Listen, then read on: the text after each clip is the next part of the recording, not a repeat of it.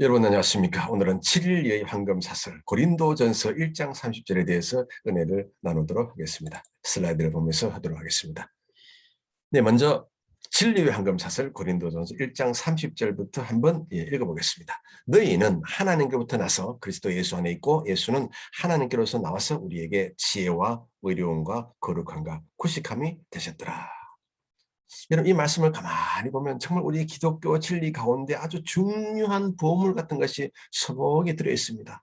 구원, 거룩, 의, 지혜 다 들어있습니다.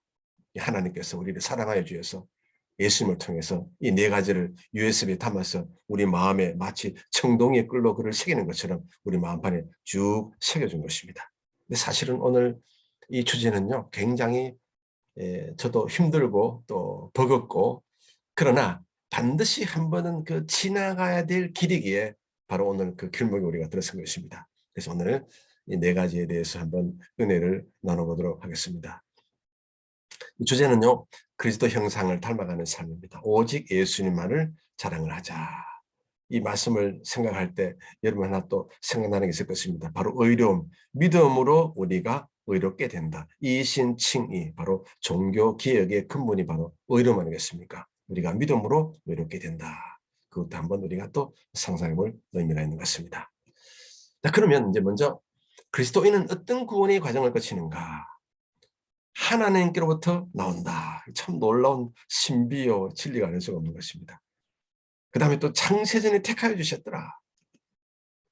그리고 자신의 형상대로 사람을 지어주셨더라.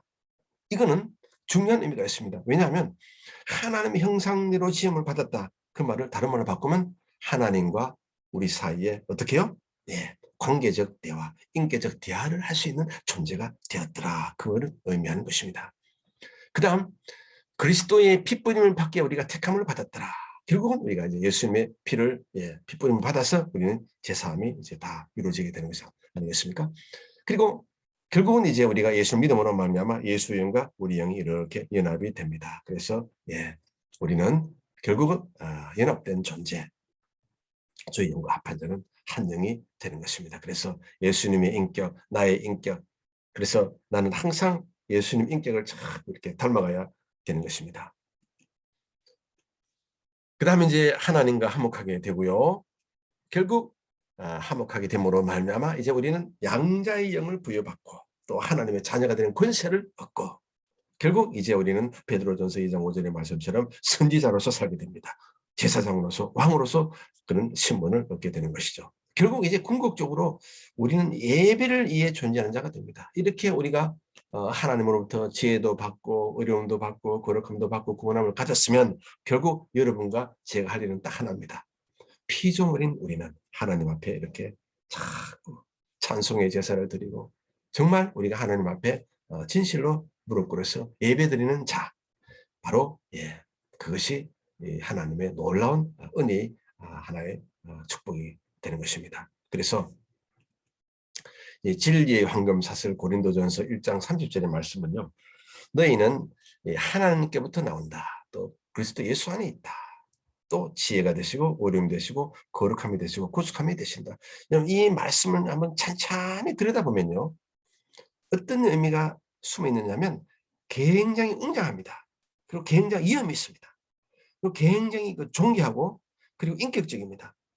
왜냐하면 예수님이 우리 안에 들어오신다. 우리 인격을 무시하고 들어오신 거 아닙니다. 상대방의 인격을 가지고 그리고 연합이 되어서 결국 함께 영원히 이렇게 같이 가도록 하는 것입니다. 그래서 오늘은 먼저 1번 지혜와 2번 의로움을 먼저 하고 다음 시간에 거룩함과 구속함을 계속해서 하도록 하겠습니다. 자, 먼저 지혜를 한번 보겠습니다. 그럼 지혜가 무엇입니까? 여러분이 아는 지혜는 무엇입니까? 바로 이것입니다. 하나님의 지혜라고 하는 것은 영광의 목적과 관련이 됩니다. 예를 들면 창조사역, 섭리사역, 요셉 우리가 잘 하지 않습니까? 섭리에 따라서 쭉 하나님의 행위가 이어지는 것입니다. 구속사역, 예수님 십자가 사역이죠. 이런 사역을 위해서 사용하는 모든 수단들 통칭해서 바로 우리는 지혜로 그렇게 이야기할 수가 있는 것입니다. 대저 나를 얻은 자는 생명을 얻고 야곱게 은총을 얻을 것임이니라. 그래서 지혜의 근은 바로 예수 그리스도가 되는 것입니다. 하나님의 능력이요 하나님의 지혜가 되는 것입니다. 제가 볼 때 그 예수님의 지혜를 가장 잘 활용 응용한 누굽니까? 전도자는 사도 바울이 아닐까 싶습니다. 가장 강력한 지혜 중에 하나가 바로 약강원리입니다. 약해도 강하다. 바울은 가는 곳마다 얻어맞고 배고픔 당하고 도망자 신세가 되고 정말 많은 놀림을 받았습니다. 그러나 그가 약해질수록 희한하게도 하나님의 능력, 예수 그리스도의 놀라운 권능과 기적이 나타난 것을 그는 생눈으로 봤습니다. 그는 누가 가르쳐준 게 아닙니다. 그는 신앙 체험을 통해서 사역을 통해서 스스로 깨달은 게 바로 약강 원리가 되는 것입니다. 오늘날 이 약강 원리는 우리에게도 그대로 적용이 된다는 것입니다. 참 놀라운 지혜가 아니겠습니까? 선지자 요엘을 보십시오. 요엘서 3장 10절에 약한 자도 이르기를 나는 강하다라고 할지어다. 할렐루야. 여러분과 저는 약한 존재가 아닙니다. 강한 실존이 되는 것입니다.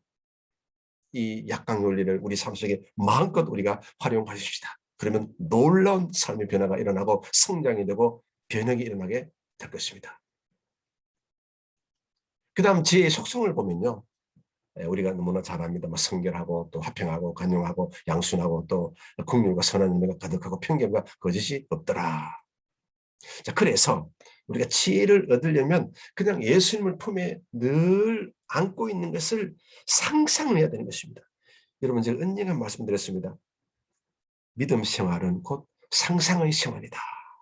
예수님 나와 함께 계신다. 그것을 눈치긋이 감고 믿고 그냥 기도하고 나아가면 예수님께서 활동을 해주시는 것입니다.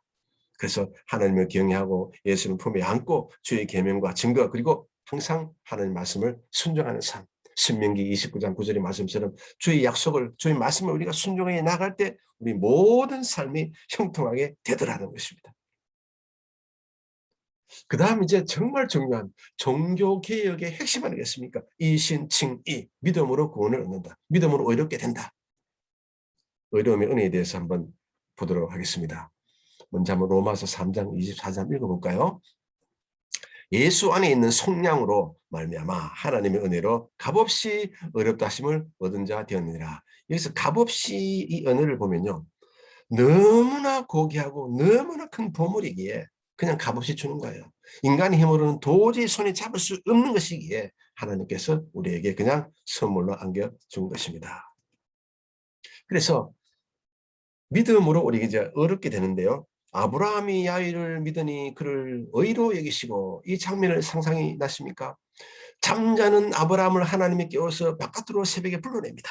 아브라함아 아브라함아 저 하늘에 별이 보이느냐? 예 아버지 보이고 말고요. 그래 장차 너 자손이 저와 같을 것이다. 아이고 예 아버지 그 믿겠습니다.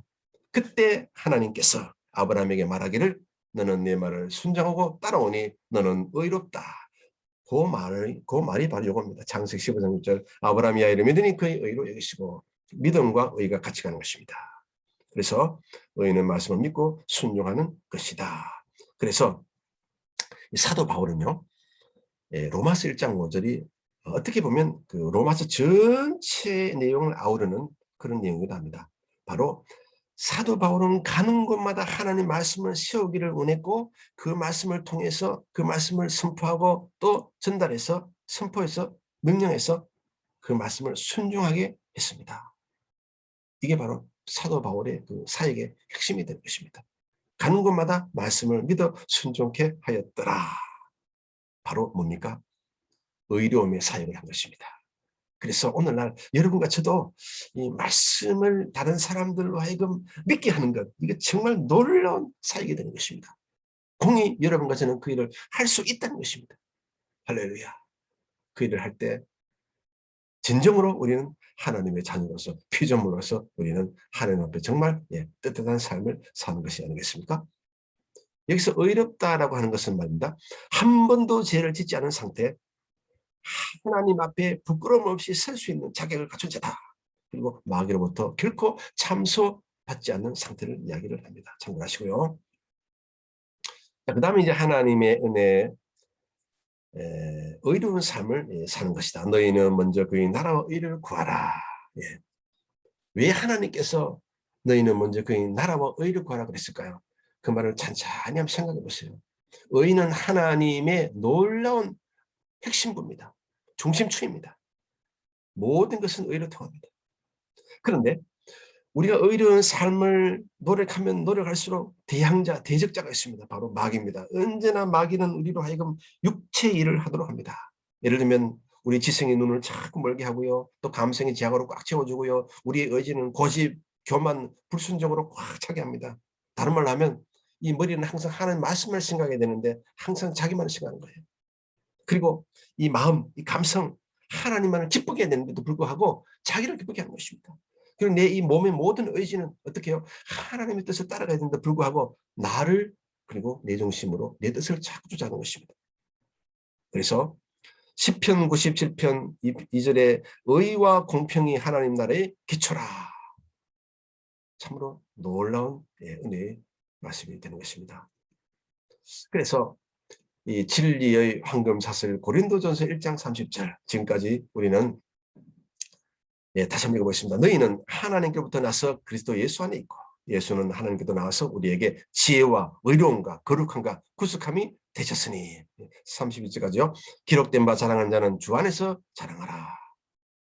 오늘 1번 지혜와 의로움까지 했습니다. 다음 시간에 이어서 거룩함과 구속함을 하도록 하겠습니다. 여러분 수고하셨습니다. 감사합니다.